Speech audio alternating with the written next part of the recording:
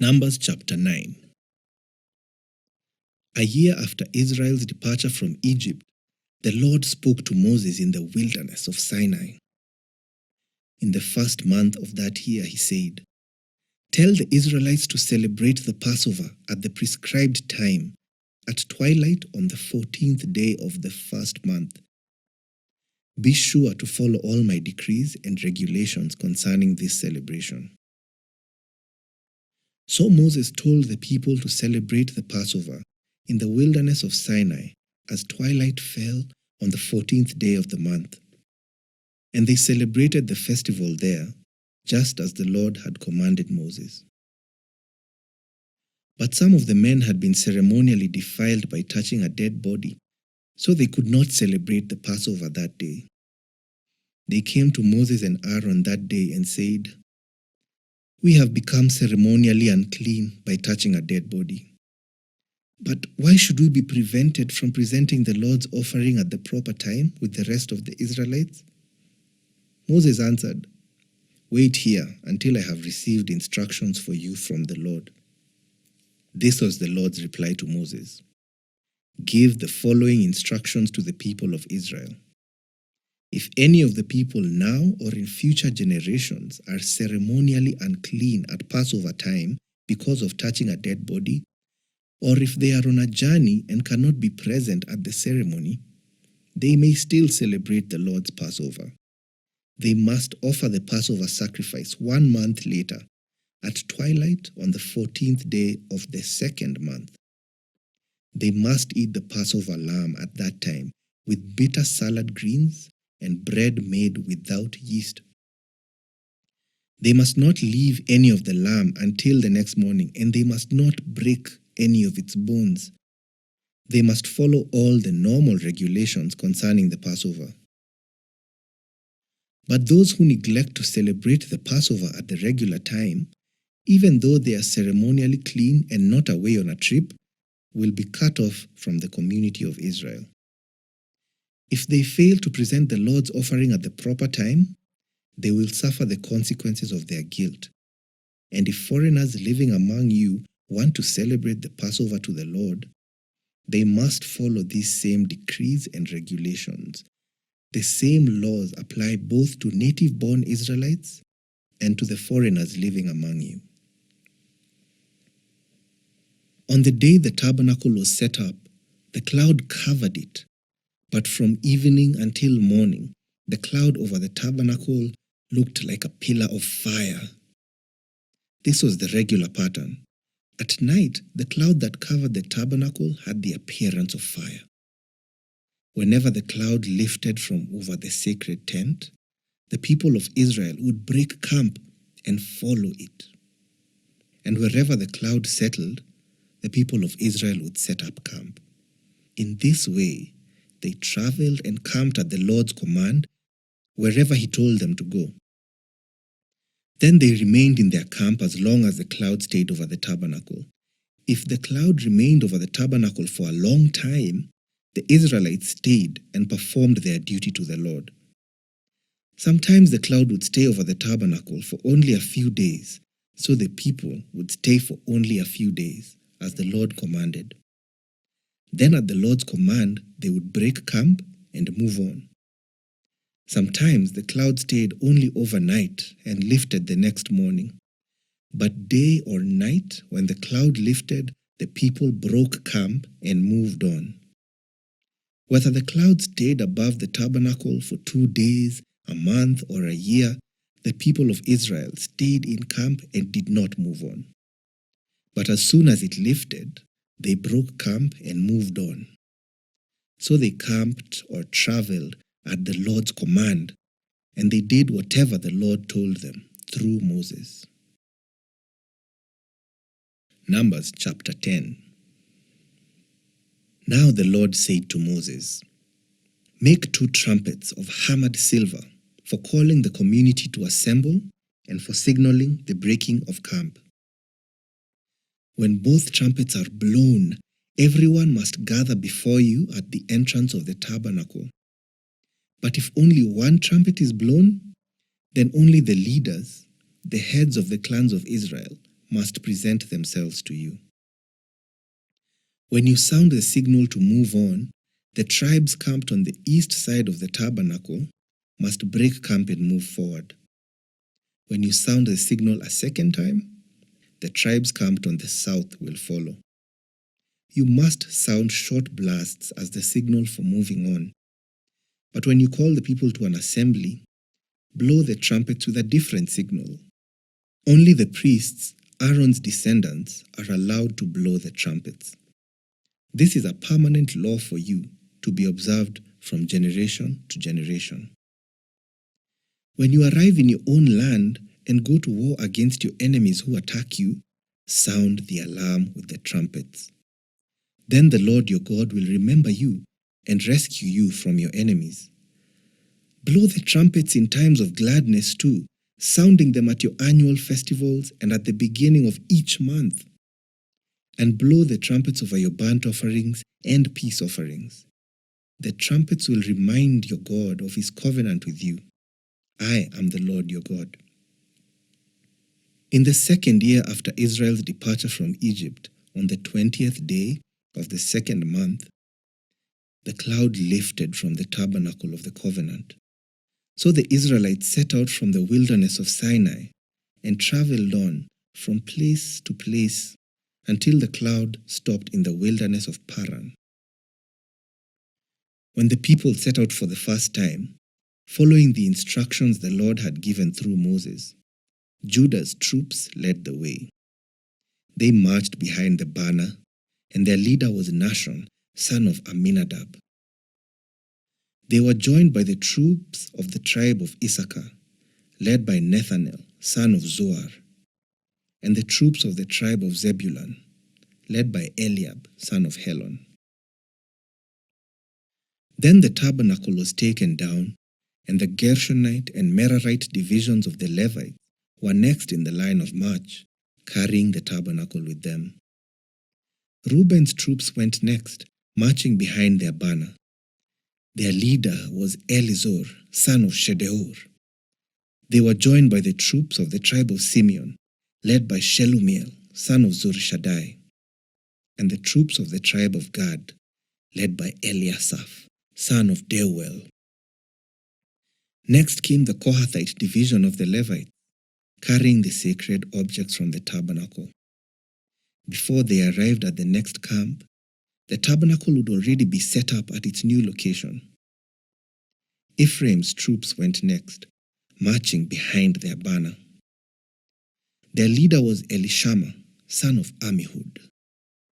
They were joined by the troops of the tribe of Manasseh, led by Gamaliel, son of Pedahzur, and the troops of the tribe of Benjamin, led by Abidan, son of Gideoni. Dan's troops went last, marching behind their banner and serving as the rear guard for all the tribal camps. Their leader was Ahiezer, son of Ammishaddai. They were joined by the troops of the tribe of Asher, led by Pagiel, son of Okran, and the troops of the tribe of Naphtali, led by Ahira, son of Enan. This was the order in which the Israelites marched, division by division. One day Moses said to his brother-in-law, Hobab, son of Reuel the Midianite, "We are on our way to the place the Lord has promised us, for he said, 'I will give it to you.' Come with us, and he will treat you well, for the Lord has promised wonderful blessings for Israel." But Hobab replied, "No, I will not go. I must return to my own land and family." "Please don't leave us," Moses pleaded. "You know the places in the wilderness where we should camp. Come, be our guide. If you do, we'll share with you all the blessings the Lord gives us." They marched for 3 days after leaving the mountain of the Lord, with the ark of the Lord's covenant moving ahead of them to show them where to stop and rest. As they moved on each day, the cloud of the Lord hovered over them. And whenever the ark set out, Moses would shout, "Arise, O Lord, and let your enemies be scattered. Let them flee before you." And when the ark was set down, he would say, "Return, O Lord, to the countless thousands of Israel." Numbers chapter 11. Soon the people began to complain about their hardship, and the Lord heard everything they said. Then the Lord's anger blazed against them, and he sent a fire to rage among them, and he destroyed some of the people in the outskirts of the camp. Then the people screamed to Moses for help, and when he prayed to the Lord, the fire stopped. After that, the area was known as Taberah, which means the place of burning, because fire from the Lord had burned among them there. Then the foreign rabble who were traveling with the Israelites began to crave the good things of Egypt, and the people of Israel also began to complain. "Oh, for some meat," they exclaimed. "We remember the fish we used to eat for free in Egypt, and we had all the cucumbers, melons, leeks, onions, and garlic we wanted. But now our appetites are gone. All we ever see is this manna." The manna looked like small coriander seeds, and it was pale yellow, like gum resin. The people would go out and gather it from the ground.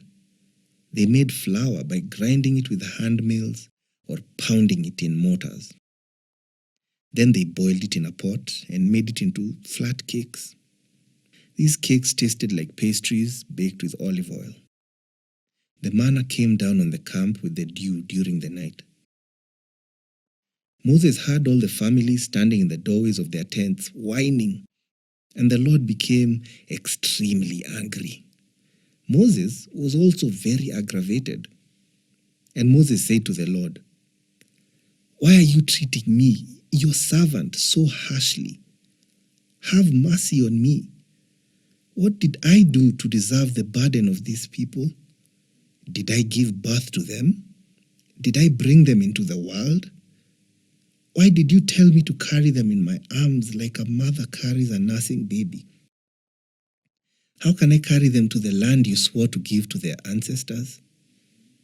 Where am I supposed to get meat for all these people? They keep whining to me, saying, 'Give us meat to eat.' I can't carry all these people by myself. The load is far too heavy. If this is how you intend to treat me, just go ahead and kill me. Do me a favor and spare me this misery." Then the Lord said to Moses, "Gather before me 70 men who are recognized as elders and leaders of Israel. Bring them to the tabernacle to stand there with you. I will come down and talk to you there. I will take some of the Spirit that is upon you, and I will put the Spirit upon them also. They will bear the burden of the people along with you, so you will not have to carry it alone. And say to the people, 'Purify yourselves, for tomorrow you will have meat to eat.'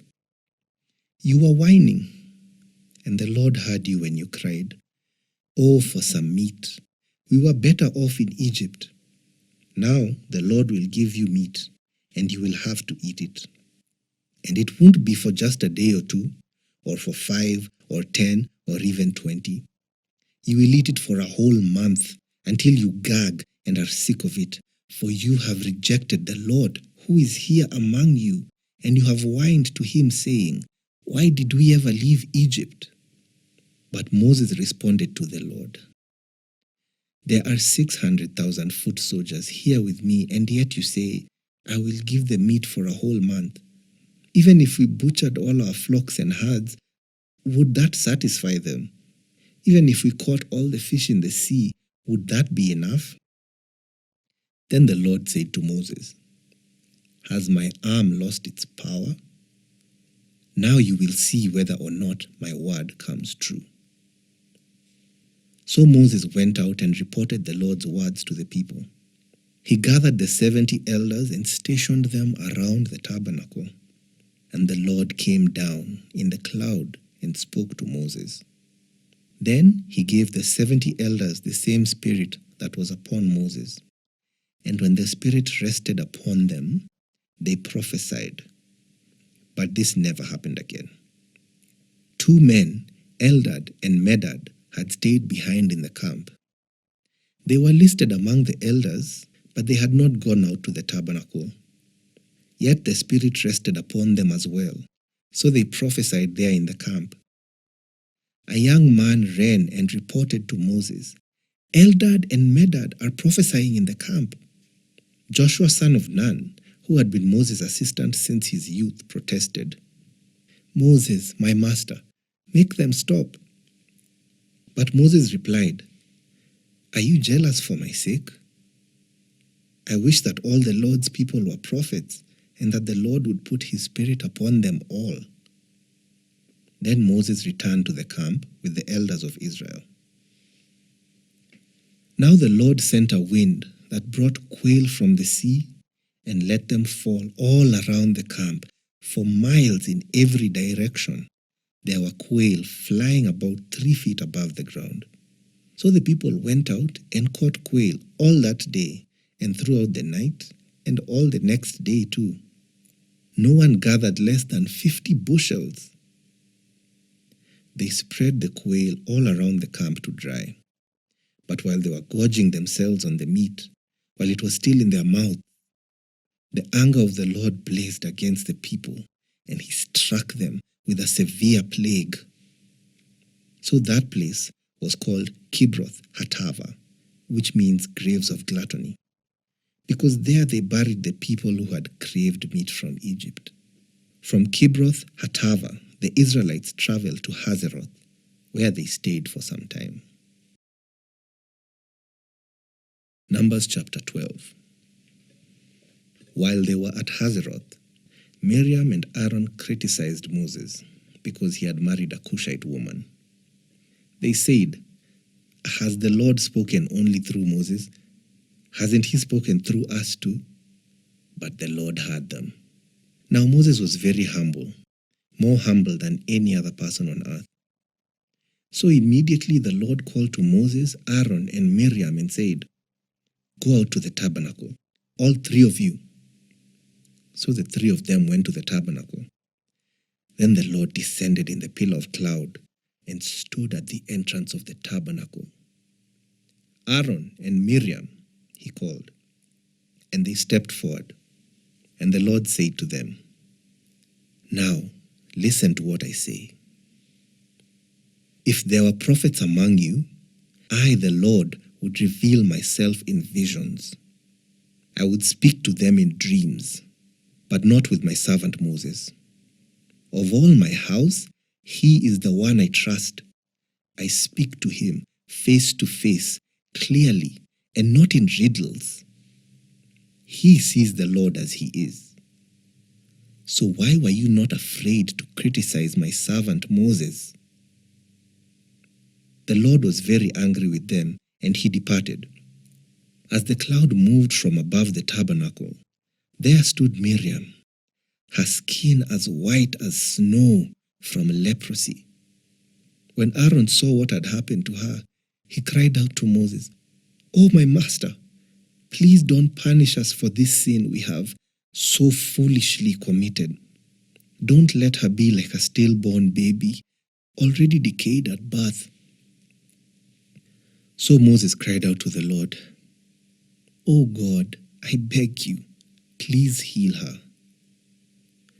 But the Lord said to Moses, "If her father had done nothing more than spit in her face, wouldn't she be defiled for 7 days? So keep her outside the camp for 7 days, and after that she may be accepted back." So Miriam was kept outside the camp for 7 days, and the people waited until she was brought back before they traveled again. Then they left Hazeroth and camped in the wilderness of Paran.